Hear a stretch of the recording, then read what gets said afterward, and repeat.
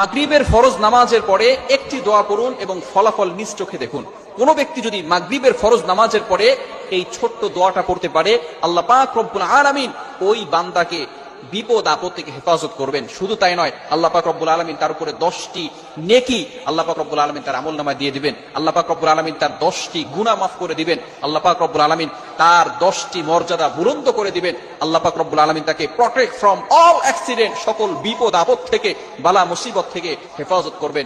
বড় বড় রোগ থেকে আল্লাহ পাক রব্বুল আলামিন ওই দিন তাকে হেফাজত করবেন। আল্লাহ পাক রব্বুল আলামিন অ্যাক্সিডেন্ট থেকে তাকে হেফাজত করবেন। আপনাকে যদি ঘরের ভিতরে আগুন লেগে যায়, আগুন লাগা থেকে আল্লাহ পাক রব্বুল আলামিন আপনাকে হেফাজত করবেন, যদি খালি আপনি একটি আমল করতে পারেন। শুধু তাই নয়, আল্লাহ রাসূল সাল্লাল্লাহু আলাইহি ওয়াসাল্লাম বলে দিয়েছেন, সারা রাত ধরে ওই বান্দার জন্য ফেরেশতারা আল্লাহ তাআলার কাছে দোয়া করতে থাকবে। শুধু তাই নয়, 4 জন গোলাম আজাদ করলে যে সওয়াব হয়, সেই সওয়াব আল্লাহ পাক রব্বুল আলামিন তার আমলনামায় দিয়ে দিবেন। 4 জন গোলাম, একটু চিন্তা করেন, কেন ইমাজিন দ্যাট, আপনি চিন্তা করতে পারছেন একজন গোলামের দাম বর্তমানে 1 লক্ষ নয়, কয়েক কোটি টাকা হবে। সুতরাং 4 জন গোলাম আজাদ করলে যে সওয়াব হয়, সেই সওয়াব আল্লাহ পাক রব্বুল আলামিন তার আমলনামায় দিয়ে দিবেন, যদি শুধু ফরজ মাগরিবের ফরজ নামাজের পরে একটি দোয়া পাঠ করতে পারে। দলিলটি কোথায় রয়েছে, হাদিসটি কোথায় রয়েছে? মুসান্নিফে আব্দুর রাজ্জাক এই কিতাবের 3192 নম্বর হাদিসের ভিতরে রয়েছে।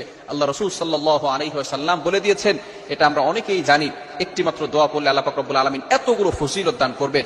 লা ইলাহা ইল্লাল্লাহু ওয়াহদাহু লা শারীকা লাহু লাহুল মুলকু ওয়া লাহুল হামদু ওয়া হুয়া আলা কুল্লি শাইইন কাদির। এটা আমরা অনেকেই পারি না, অনেকেই আমরা এই দোয়াটা পারি, লা ইলাহা ইল্লাল্লাহু ওয়াহদাহু লা শারীকা লাহু লাহুল মুলকু ওয়া লাহুল হামদু ওয়া হুয়া আলা কুল্লি শাইইন কাদির।